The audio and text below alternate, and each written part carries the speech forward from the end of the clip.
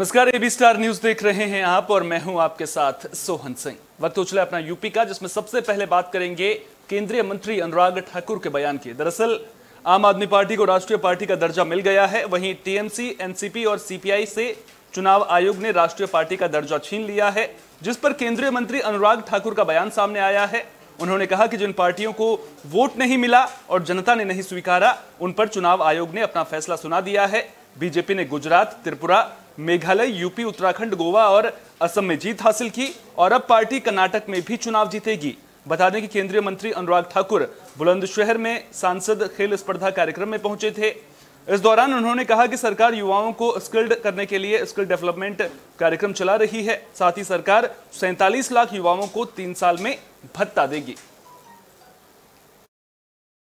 सांसद खेल स्पर्धा का शानदार आयोजन डॉक्टर भोला सिंह ने अपने संसदीय क्षेत्र में करवाया है और उसी के समापन के लिए मैं आज यहाँ पर आया हूँ। मुझे खुशी इस बात की है कि आज माननीय सांसद जी ने जिस तरह से अपने पूरे लोकसभा क्षेत्र के युवा प्रतिभाशाली खिलाड़ियों को एक प्लेटफॉर्म दिया है खेलने के लिए, मैं इतना ही कहूँगा, जिसको वोट नहीं मिला, जनता ने नहीं स्वीकारा और लगातार गिरावट हुई है, नियमों के अनुसार इलेक्शन कमीशन ने उस पर अपना निर्णय सुनाया है। सांसद खेल यूपी में नगर निकाय चुनाव की तारीखों का ऐलान हो चुका है और तारीखों का ऐलान होते ही नगर निकाय चुनाव की तैयारियों को लेकर प्रशासन ने कमर कसी है।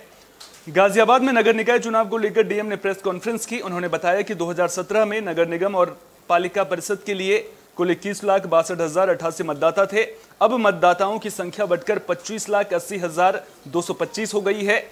गाजियाबाद में कुल 303 पदों के लिए मतदान होना है। यहां कुल 606 मतदान केंद्र बनाए गए हैं, जिनमें सामान्य 121, संवेदनशील 236 और अति संवेदनशील 198 हैं। वहीं अति संवेदनशील प्लस 51 मतदान केंद्र हैं। आचार संहिता का पालन, जैसे ही निर्वाचन की अधिसूचना जारी हुई उसी के साथ आदर्श आचार संहिता प्रभावी हो गई है।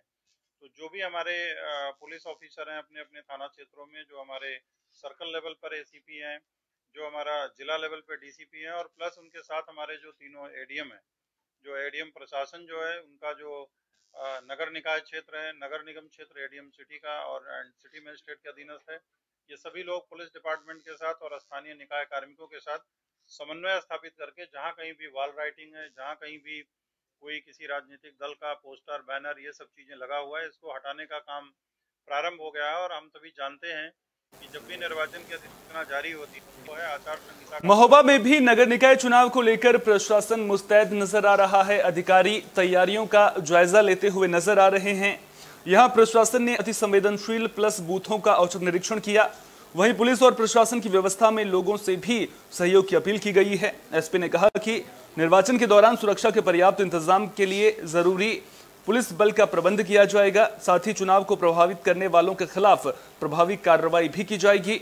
प्रशासनिक अधिकारी निकाय चुनाव को लेकर व्यवस्थाओं का जायजा लेते हुए नजर आए हैं। साथ ही साथ में लोगों से भी ये अपील की गई है कि निकाय चुनाव के दौरान शांति बनाए रखें, शांतिपूर्वक माहौल में चुनाव हो, ये प्रशासन की पहली प्राथमिकता है।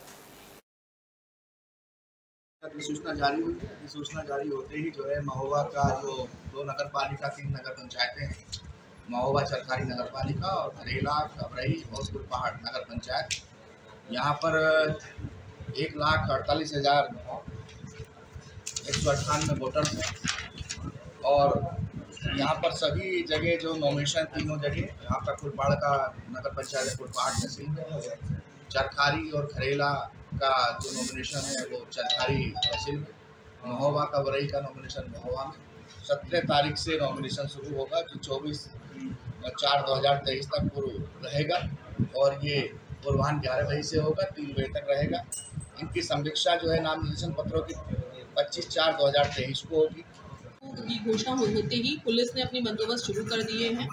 यहाँ पर जितने भी वार्ड हैं उनके हिसाब से संवेदनशीलता, अति संवेदनशील प्लस व अति संवेदनशील और संवेदनशील जो बूथ हैं, इन सब का लगातार भ्रमण पुलिस व प्रशासन द्वारा किया जा रहा है और जो भी इनके मानक है उनके अनुरूप ही इनके ऊपर जो है पुलिस फोर्स लगाया जाएगा। साथ ही जो इम्पोर्टेंट तिथियां हैं वे है नामांकन की और अन्य तिथियां उनके हिसाब से उस दिन की प्रिपरेशंस अलग से की जाएंगी हमारे पास कुल जनपद का जो फोर्स है, इसके अलावा बाहर से भी फोर्स मंगाया जा रहा है। इस तरह से बहुत ही पुख्ता बंदोबस्त जो है इसमें किए जा रहे हैं। इंटर बॉर्डर व इंटर डिस्ट्रिक्ट व इंटर स्टेट हमने नाका चिन्हित किए हैं। बुलंदशहर में भी निकाय चुनाव से पहले भयमुक्त माहौल बनाने की कोशिश की जा रही है। पुलिसकर्मी पैदल गश्त करते हुए नजर आ रहे हैं। एसएसपी ने एसपी सिटी और पुलिसकर्मियों के साथ पैदल गश्त की। इस दौरान गुलावठी थाना पुलिस के साथ भारी पुलिस फोर्स मौजूद रही। मतदान केंद्रों की व्यवस्थाओं का जायजा लिया गया। वहीं संवेदनशील इलाकों में पुलिसकर्मी चहलकदमी करते हुए भी नजर आए। तो शांतिपूर्वक मतदान कराने को लेकर के प्रशासन जगह जगह मुस्तैद नजर आ रहा है। तैयारियां चाक चौबंद नजर आ रही हैं। व्यवस्थाओं का जायजा लिया जा रहा है ताकि लोगों को मतदान के दिन किसी तरह की परेशानियां ना हो। साथ ही साथ में जो अराजक तत्व निकाय चुनाव को प्रभावित कर सकते हैं, उन पर भी शिकंजा कसना पुलिस ने शुरू कर दिया है।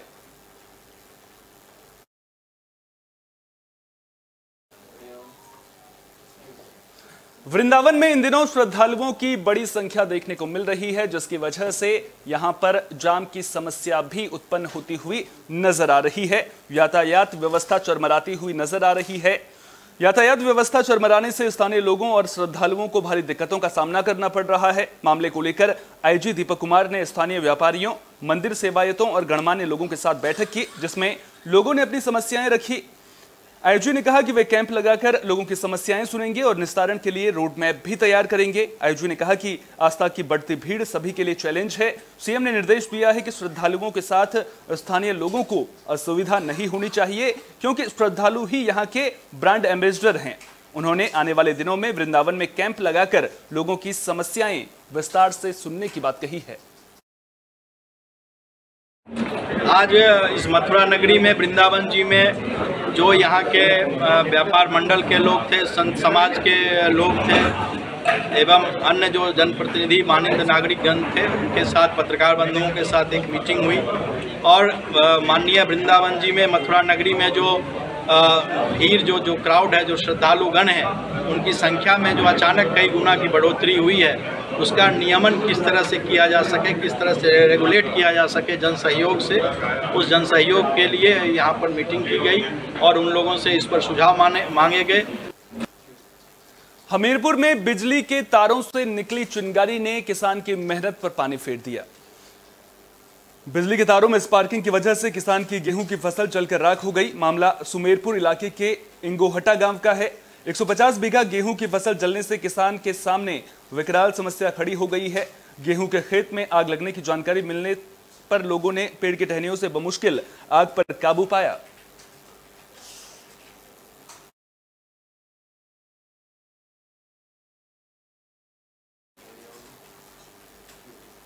बुलेटिन में बात प्रयागराज की, जहां एक ही दिन में लूट की 2 बड़ी वारदातें सामने आई हैं। लूट की 2 बड़ी वारदातों से इलाके में हड़कंप देखने को मिल रहा है। बाइक सवार 3 बदमाशों ने एक पेट्रोल पंप कर्मी से हथियार के बल पर लूट की वारदात को अंजाम दिया। वहीं देसी शराब की दुकान के सेल्समैन से भी लूट की घटना सामने आई है। जानकारी के मुताबिक सेल्समैन घर लौट रहा था। इसी दौरान बदमाशों ने उसे धक्का दिया और बैग में रखे पैसे लेकर फरार हो गए। वारदात के 36 घंटे बाद भी पुलिस बदमाशों को गिरफ्तार नहीं कर सकी है। ये 10 बजे रास्ते में 3 लोग खड़े थे। फिर हम लोग ओवरटेक नहीं किए उनको, यदि आवाज़ नहीं दिए हम लोग चले गए आगे। ठीक, फिर रास्ते में गए सुनसान एरिया में, फिर वो लात से धक्का मारा, हम लोग दोनों लोग गिर गए। गाड़ी से उसका पैर दबा गया, हम आगे गिरे। फिर खड़े हुए, फिर कट्टा दिखाया, फिर हमने थोड़ा से आगे बढ़े, फिर उसके बाद चाकू दिखाया, फिर उसके बाद पैसा। मथुरा से पुलिस और बदमाशों के बीच मुठभेड़ की खबर है। मुठभेड़ में पुलिस ने 25,000 के इनामी बदमाश को गिरफ्तार कर लिया है। तो 25,000 का इनामी बदमाश मनीष उर्फ मन्ना को गिरफ्तार कर लिया गया है। बता दें कि मुठभेड़ छाता थाना इलाके के शुगर मिल के पास हुई। इनामी बदमाश मनीष पुलिस की गोली लगने से घायल हो गया था, जिसे गिरफ्तार कर लिया गया है। घायल बदमाश राजस्थान का रहने वाला है, जिसके कब्जे से तमंचा और कारतूस के साथ लूट का कंटेनर भी बरामद किया गया है। थाना छाता पुलिस व स्वाट टीम की संयुक्त कार्रवाई में एक 25,000 का इनामिया अभियुक्त मुठभेड़ में गिरफ्तार हुआ है। पूछताछ करने पर यह पता चला है कि यह अभियुक्त अपने साथियों के इंतजार में खड़ा हुआ था। पुलिस पार्टी को देखकर इसने फायर जोड़ दिया। इसने आत्मरक्षा फायरिंग की, इसके दाहिने पैर में गोली लगी हुई है। और पूछताछ करने पर पता चला कि यह थाना छाता में ट्रक लूट की घटना को अंजाम दिया था और आज अपने साथियों के साथ अन्य किसी घटना के इंतजार में खड़ा हुआ था। अभियुक्त को उपचारार्थ भेज दिया गया अस्पताल में, अन्य विधिक कार्रवाई की। बुलेटिन के आखिर में बात प्रयागराज की, जहां रफ्तार का कहर देखने को मिला है। दरअसल एक तेज रफ्तार बाइक पेड़ से टकरा गई थी। हादसे में 2 लोगों की मौत की खबर है। हादसा हंडिया तहसील के लाक्षागृह गांव में हुआ। जानकारी के मुताबिक कुचकिला के रहने वाले मनोज गौतम अपने बहनोई वीरेंद्र के साथ लाक्षागृह शंकरपुर की ओर जा रहे थे। सड़क हादसे में दोनों की मौत हो गई है।